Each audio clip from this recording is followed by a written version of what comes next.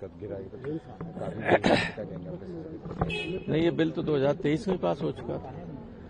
ये ऐतिहासिक बिल 2023 में पास हो चुका था, लेकिन दोबारा उसमें संशोधन करने के लिए यही लोग थे, इन्हीं की ड्राफ्टिंग करने वाले लोग थे, लॉ के सेक्रेटरी वही थे, कोई अधिकारी बदला नहीं।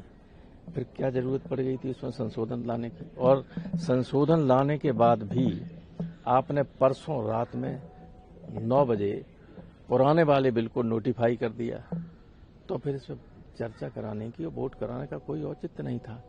सारी दुनिया जानती है, सारा देश जानता है कि केवल वोट की दृष्टि से चुनाव हो रहे हैं पश्चिम बंगाल में, उसकी दृष्टि से। और ये भूल गए कि पश्चिम बंगाल में ममता जी 40% से ज्यादा वैसे ही महिलाओं को ऑलरेडी दे चुकी हैं, तो उन पर क्या असर पड़ेगा? आपका 33% क्या असर पड़ेगा?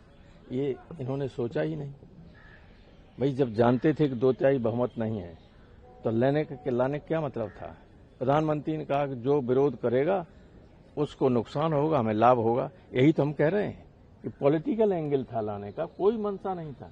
कोई इनका कोई नारी बंधन अधिनियम को लागू करने का नहीं था। लागू जिस रूप में था कर दिया इन्होंने। समाजवादी पार्टी ने ये भी कहा कि मुस्लिम आरक्षण भी होना चाहिए। समाजवादी पार्टी ने सबसे पहले ये कहा नहीं, ओबीसी को तो आप गिनती ही नहीं, मुस्लिम केवल घुसेड़ देती। अच्छा, मुस्लिम ओबीसी भी माना, पर प्रधानमंत्री क्यों नहीं होना चाहिए?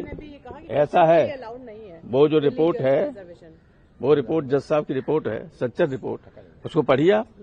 वहाँ मुसलमानों की स्थिति हिंदुस्तान में दलितों से ज्यादा खराब है, तो क्यों नहीं होना चाहिए रजिस्ट्रेशन? पर आपको लगता है कि रिलीजियस रिजर्वेशन जो नहीं है कॉन्स्टिट्यूशन में, तो कॉन्स्टिट्यूशन में जब कॉन्स्टिट्यूशन में रोज संशोधन कर रहे हैं, 100 से ज्यादा, 125 से ज्यादा संशोधन हो गए एक लाने का, ये भी संशोधन करने का नियत साफ है इनकी। तो कह रहे सर, आप लोग के खिलाफ जो है सड़क पर उतरेंगे क्योंकि विरोध महिलाएं बताएंगे कि महिलाएं बहुमत में हमारे पक्ष में। ये असल में ओबीसी की महिलाओं को महिला ही नहीं मानते, यही नहीं जानते कि बहुमत किसका है। उतारें तब हम उतारेंगे, तब देखा पड़ेगा। बस